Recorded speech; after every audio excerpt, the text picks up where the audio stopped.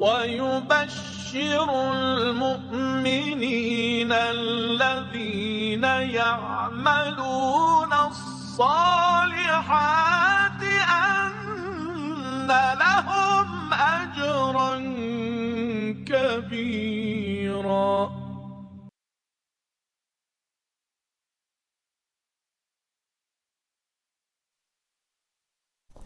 أعوذ بالله من الشيطان الرجيم. بسم الله الرحمن الرحيم. Sura Al Baqara, verse number 234. وَالَّذِينَ يُتَوَفَّوْنَ مِنْكُمْ وَيَذَرُونَ أَزْوَاجًا. This verse talks about عِدَّةُ الْوَفَاةِ, the waiting period after the death of husband. يُتَوَفَّوْنَ means those who die. It comes from tawafi. Later we will talk about the concept of tawafi in another verse of the Quran. Those who die from among you, وَيَذَرُونَ أَزْوَاجًا, and they leave wives. Now, يَتَرَبَّصْنَ بِأَنفُسِهِنَّ, these wives, they must wait. How long? 4 أشهر وعشرة, 4 months and 10 days. So this is the duration of عدة الوفاة. فإذا بلغنا أجلهن, when they complete their term, their waiting period, فلا جناح عليكم فيما فعلنا في أنفسهن. Now there is no sin, it's okay, it's permissible. What they do, they get married to another man. والله بما تعملون خبير, says God knows, خبير, He has the knowledge. Because many societies, they have set different rules for this case, the case of the death of a husband and how long the woman must wait. But it says God knows, God has fixed this time of 4 months and 10 days. Let's recite the next verse. وَلَا جُنَاحَ عَلَيْكُمْ فِيمَا عَرَّضْتُمْ بِهِ مِنْ خِطْبَةِ النِّسَاءِ. During the waiting period, there may be some men who show to those women that we are willing to marry you. Is that okay to express it? Quran says it's not permissible to explicitly express it, but implicit communication is okay. لا جناح عليكم ولا جناح عليكم. There is no sin, there is no blame. فيما عرضتم. عرضتم means to, when you imply something, you don't explicitly talk about it. من خطبة النساء. What is that matter that you imply it? خطبة النساء. خطبة is very similar to khutbah. Khutbah means sermon, lecture, when you give a talk, when you advise people. But if you pronounce it with kasra, khitbah, khitbah has a different meaning, that is to propose marriage to a woman. فيما عرضتم به من خطبة النساء. So this implicit proposal of marriage is okay. أو أكننتم في أنفسكم. It means أو ما أكننتم, what you hide in your hearts, in your souls, in your hearts. Kanna and akanna, both in Arabic, mean to hide something. Kanna and akanna, both mean hiding something. But if you hide something physically, you cover something, an object, with your hand, for example, or with a cover, it is kanna. If you hide something in your heart, then this is akanna. أو أكننتم في أنفسكم. علم الله أنكم ستذكرونهن. God knows that you will remember them. Allama Tabatabai says that by this phrase, God shows that it is something rooted in the nature of mankind, in his instinct. So God is not going to impose blame upon man, to prohibit it on man. ولكن لا تواعدون, but God put some limits. لا تواعدوهن سرا, don't promise them in secret. إلا أن تقولوا قولا معروفا ولا تعزموا عقدة النكاح.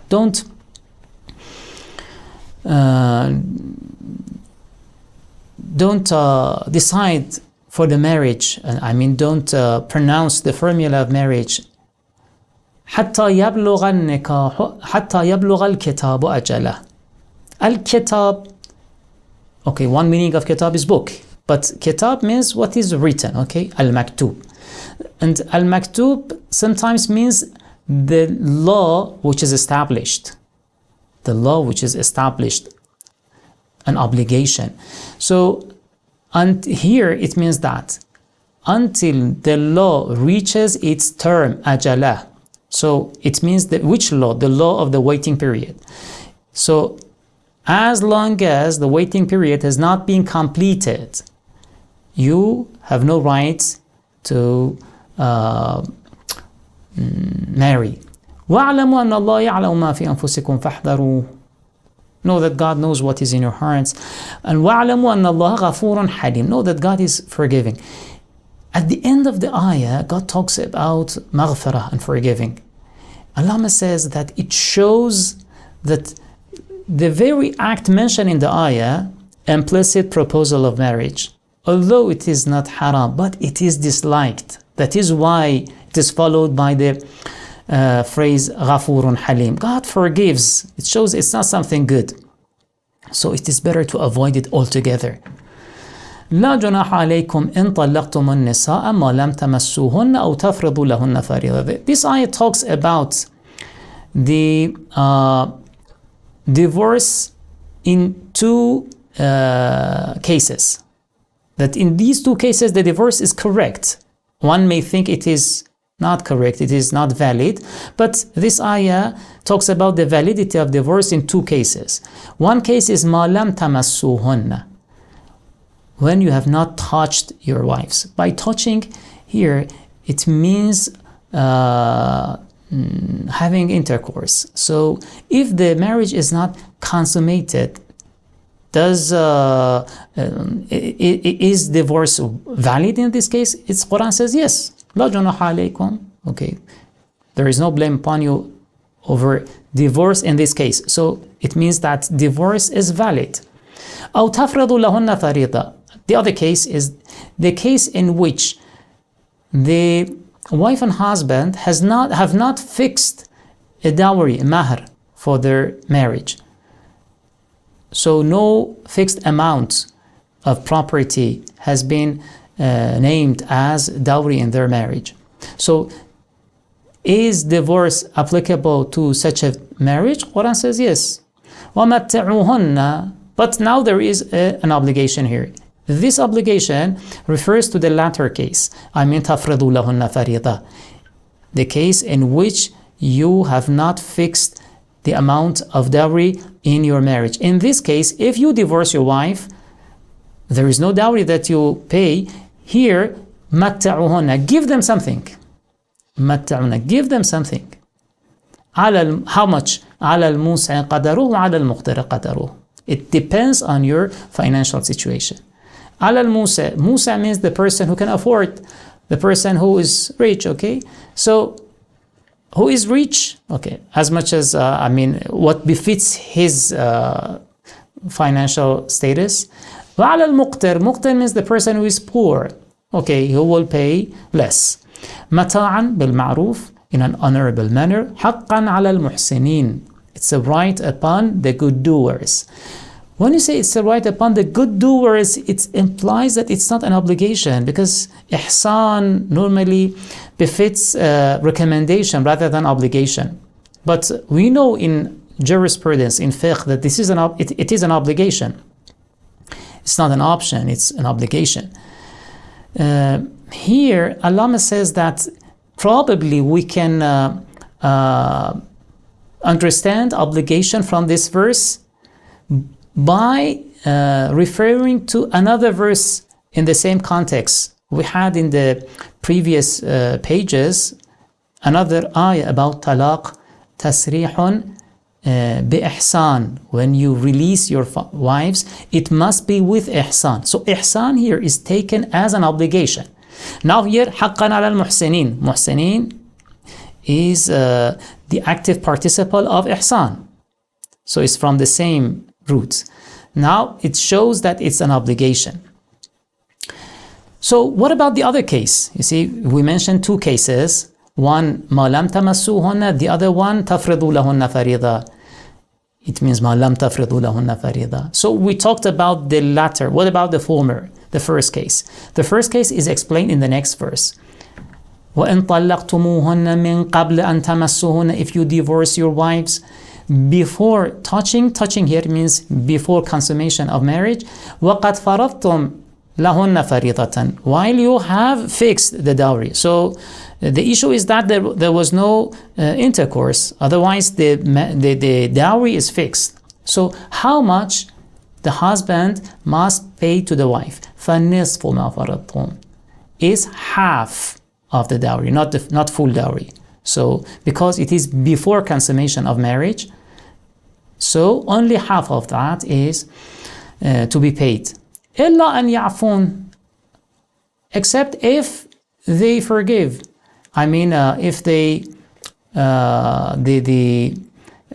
wife says, no, I don't want even that half, so nothing I want from you.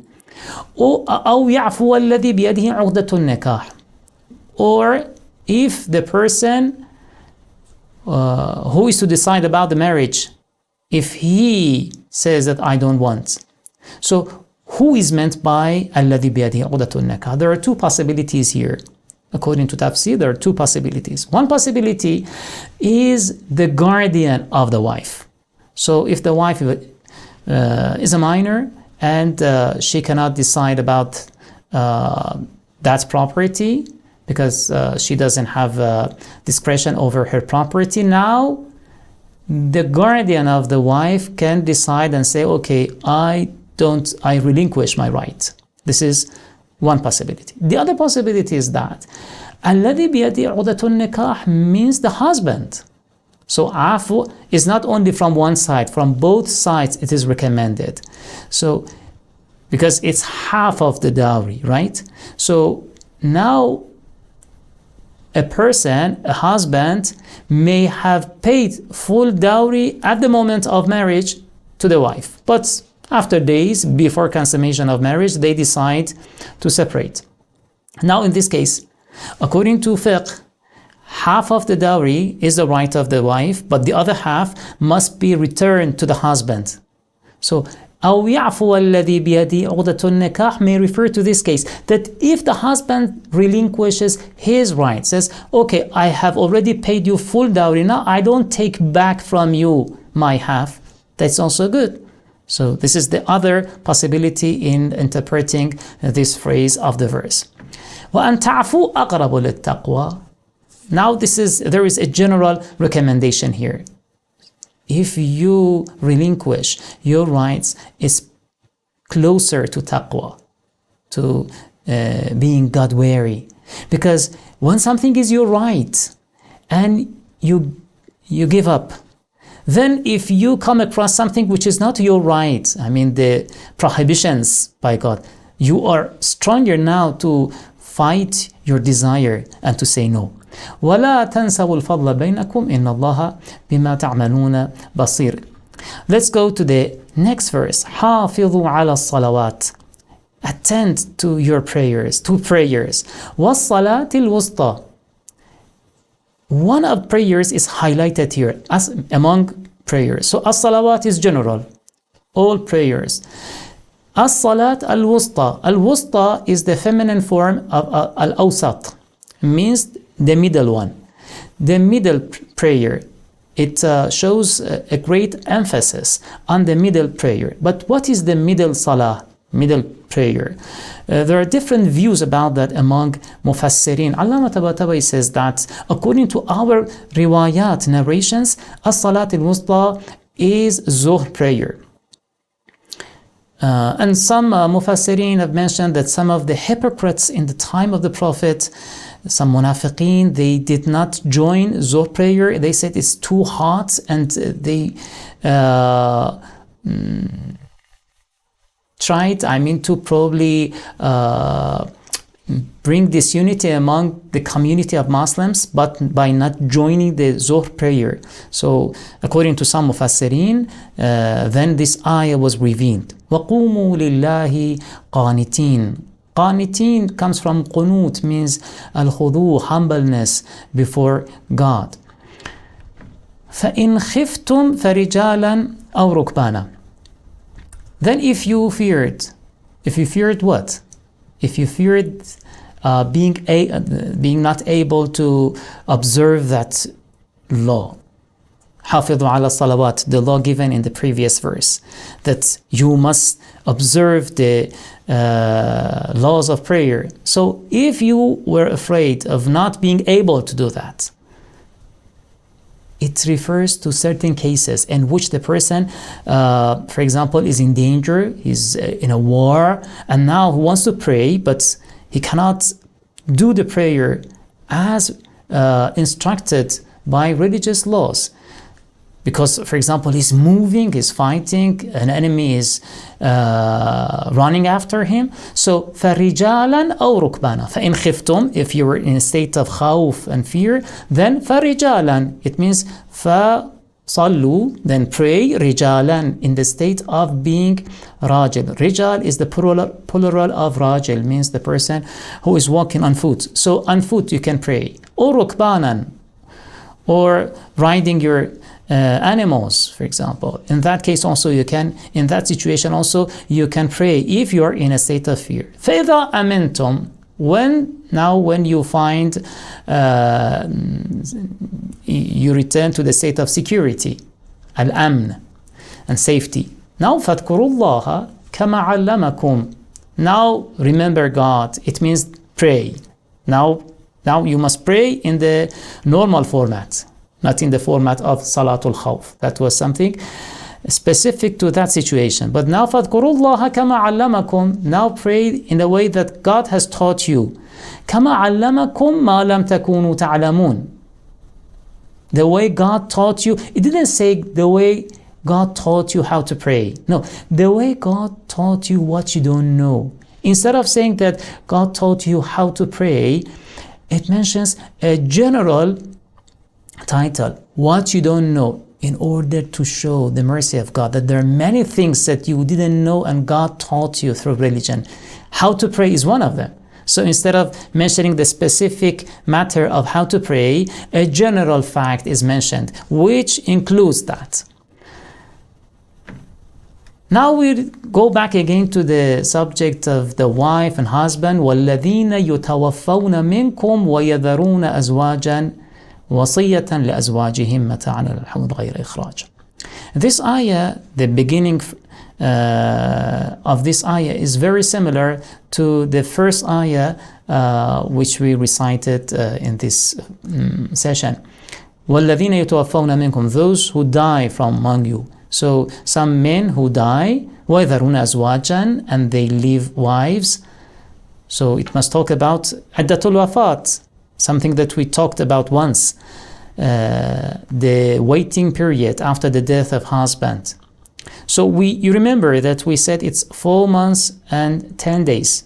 But here we are confronted with a different legislation. وَصِيَّةً لِأَزْوَاجِهِمْ. So وَصِيَّةً means لِيُوصُوا وَصِيَّةً. Something is omitted here, and it is very normal in Arabic syntax. وَصِيَّةً لِأَزْوَاجِهِمْ. They must make a will, wasiyah, for their wives. So it's a duty upon the husbands to make a will. So what is the content of that will? مَتَاعًا إِلَى الْحَوْلِ. It explains what is that wasiyah.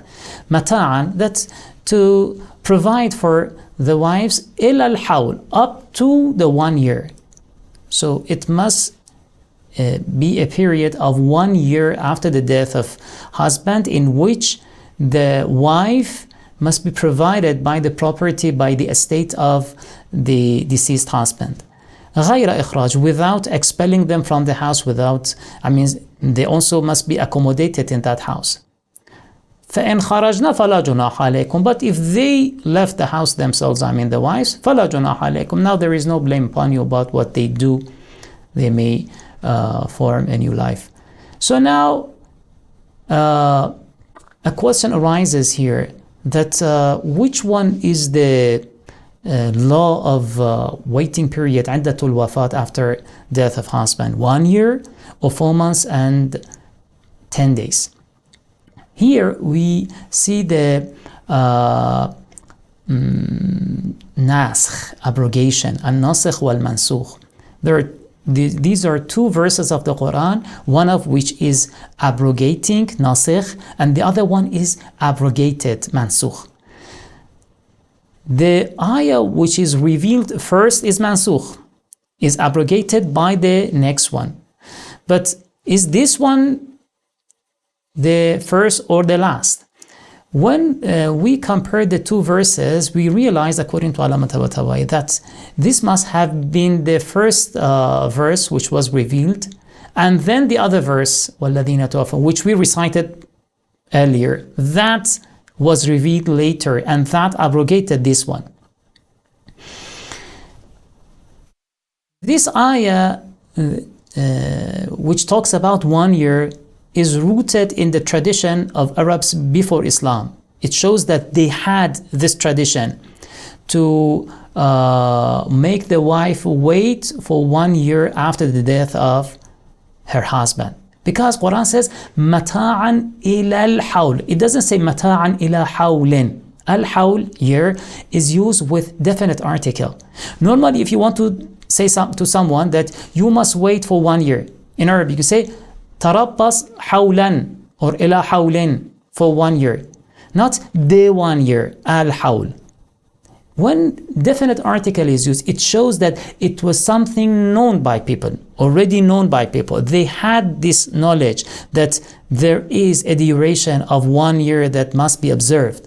So Quran here, by this definite article, shows that it has verified and endorsed that tradition.